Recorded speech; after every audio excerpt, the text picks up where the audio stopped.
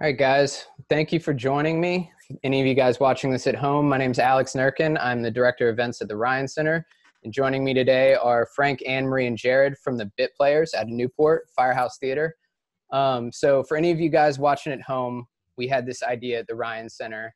During this coronavirus pandemic, like many others, we found ourselves facing just this substantial pause in programming.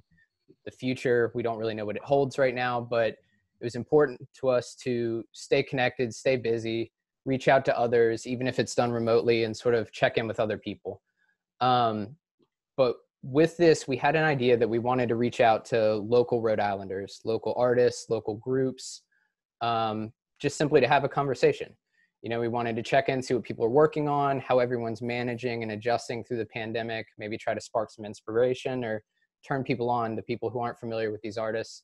And when we came up with this idea, the very first people I thought of were you guys, the Bit Players. I'm obviously a huge fan. I know some of you guys personally, but you guys put on amazing shows, and you were the first idea I had.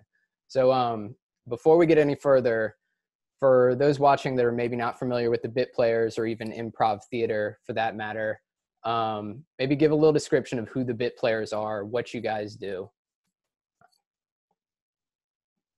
Yeah, sure. So, like I said, primarily we focus our entire show on improvisation. We're a short form improv group out of Newport, and we do shows every weekend, every Friday and Saturday, modeled after, loosely after Whose Line Is It Anyway style. And we just, we try our best to just bring some laughter to everybody's week. So something you just mentioned is what came to mind when I've been thinking about you guys so much, is that obviously the pandemic didn't come at a good time, never comes at a good time, but it came at a significantly inopportune, wrong time for you guys, because going into the summer months, you guys are normally selling out 3 nights a weekend. Sometimes more shows than that. When this hit, I'm sure you guys were panic stricken, but did you kind of come together, talk about it, sort of talk about what's next? I'm sure the conversation's still ongoing, but. Yeah, definitely ongoing. For us, we meet once a week to talk about everything. We try to push it. We actually did an extra weekend of shows, more so than most of the state, more so than anybody did, because we really thought we'd be able to hang in there. But ultimately, our hand was forced, and we realized we had to cancel. So, right now it's a fluid thing. We're just trying to figure out. We'll keep looking at the horizon, trying to see, if and when we'll be able to get back to what we do, our normal life. But there's definitely no concrete answer right now. We're just playing it day by day.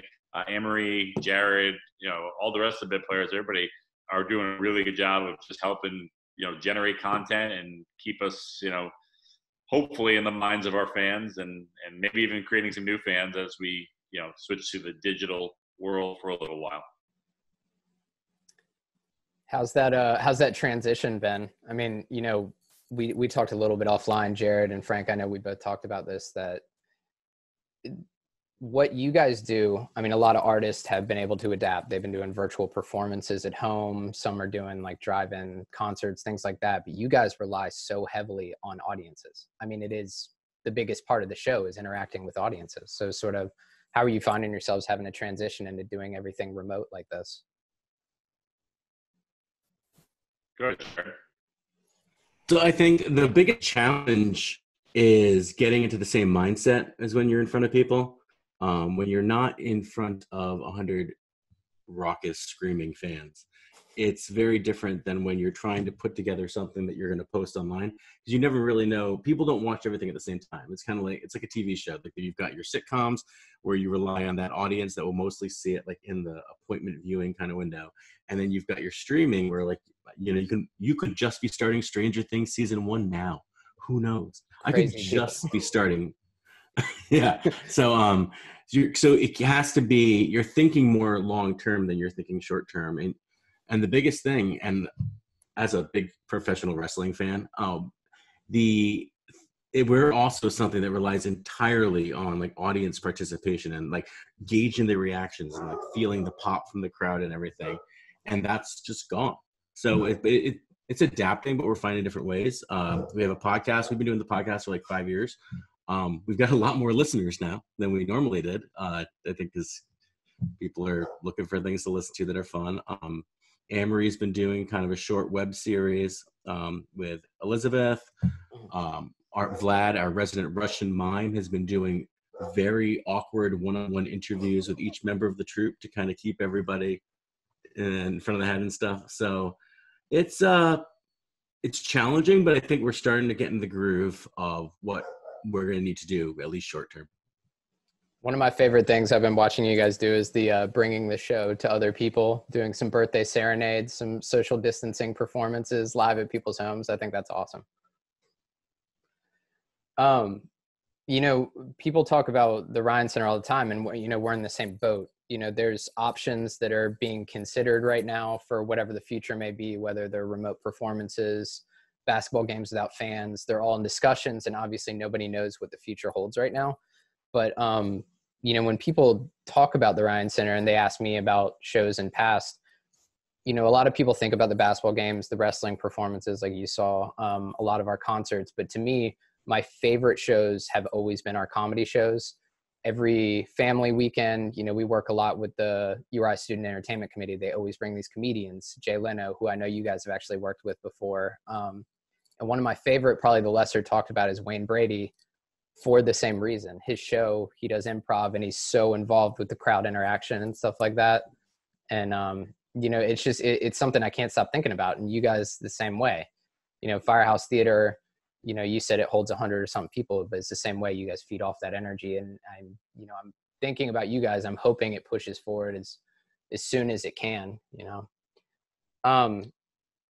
But tell us about some other ways that you guys are able to show some support. I'm sorry, Amory, jump in. Go ahead, Amory. No, I was just going to say that, especially working on the Steph, Quarren, Tammy, you know, two-person show that Elizabeth and I are doing, we're kind of realizing that, you know, comedy looks definitely different in quarantine, that, you know, the audience is a little bit more forgiving than they are during a show because they realize the limitations that you have. And not everything necessarily has to be improv. These are things like we do every single week that we know what we're bringing to the table, but the other person doesn't. So it's a lot of like reaction based things, and we're still setting each other up for jokes. So it's mostly improvised, but, you know, kind of adjusting to quarantine and realizing that not everything is going to be able to be pure improvisation for right now. Have you guys even experimented with any sort of actual virtual crowd interaction or anything like that, live streams, or is that sort of difficult to explore? We've tried on some level, especially early on. We tried to see if we could do virtual improv shows, and I think we quickly realized we cannot. We did our best to engage our audience on that level. We're not closing the book on that. I'm still looking at a couple other options.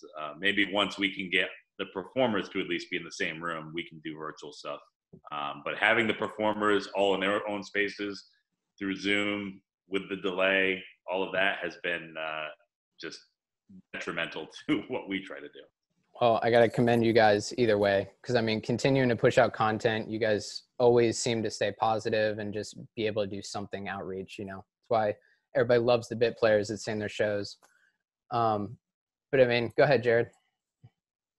So one thing that we are doing, we are renting ourselves out to do long distance, those serenades like we did. So we did one, we've done a couple, we did a bunch of our moms on Mother's Day. We did a special needs kid down in Newport on his birthday. We did a drive-by serenade. We all jumped out of the car, did a serenade, jumped back into our own cars. And yesterday we actually did one on the State House steps for the governor, Gina Raimondo, which was super fun. Yeah. And actually we've been getting a lot of traction on that. I don't know if it's viral yet, but it's definitely like widely observed. So we're renting ourselves out for that too. If you have like a dad or grad or someone's birthday that you want to, you know, celebrate with, because it's especially for kids, I mean, and like teenagers or like recent college and high school graduates, like this is rough. Like you're kind of missing the coolest about college is graduation. Well, it's for me.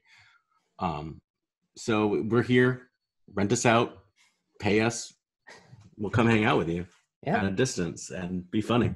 You may have found the new best idea ever, especially going into graduation season when everybody's trying to get creative and celebrate their kids. That's awesome. And we'll even do the Serenades like on a video. So if we're not close enough to come to your house, we'll send you a questionnaire. You can fill it out about that special person. And then if you even want to send some photos, we'll create a nice little video with us singing about them. So it's not limited to just the Rhode Island, Massachusetts area. We actually sent one over to somebody in Switzerland, I think, recently. Scotland, but she went to high school in Switzerland, but she's originally from England, and it was very confusing. It's like a very European story. One of the countries over the pond. Nice. Well, are there any other opportunities? I know people watching this, they may just be introduced to the Bit Players for the first time, but ways that people can help. I mean, like you said, renting you guys out. If you guys have other things like that, bitplayers.net, we will obviously share some links for other people. But if you guys have other things to share, other ways that people can help out, local groups like yourself, let us know. Yeah, we are. One of the things that we're doing right now, like Jared said, when we do anything for people, we encourage people to pay us for it. It would be nice, but we're not putting a price tag on anything. We're just kind of like, hey, we'll do this, and give us what you can.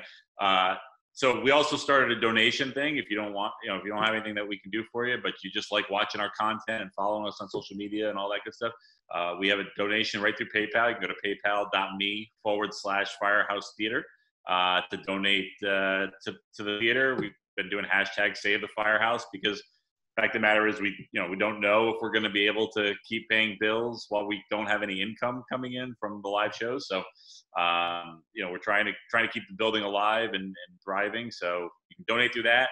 You can go online. You can buy gift certificates to our shows that will be good for whenever we have them, even if it's 2022. I don't know. So go buy tickets, donate. If you're not comfortable with PayPal, we've had a few people say we're not comfortable with PayPal. You can send a check right to the Firehouse, made out to the Firehouse Theater, and we'll make sure that gets into the necessary hands and all that. So yeah, there's definitely ways to help us out.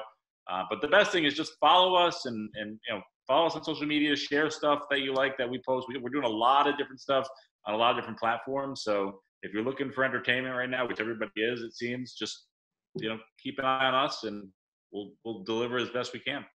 Awesome. We're going to do that. We're going to share all that stuff best we can. And hopefully, if anything, just expose you guys to some more people that haven't been to a show yet. And when things pick up, hopefully we'll buy some tickets and keep the Firehouse going and keep these shows alive. But thank you guys again.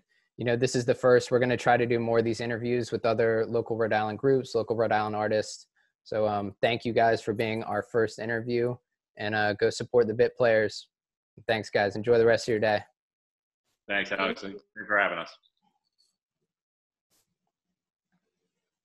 Thanks.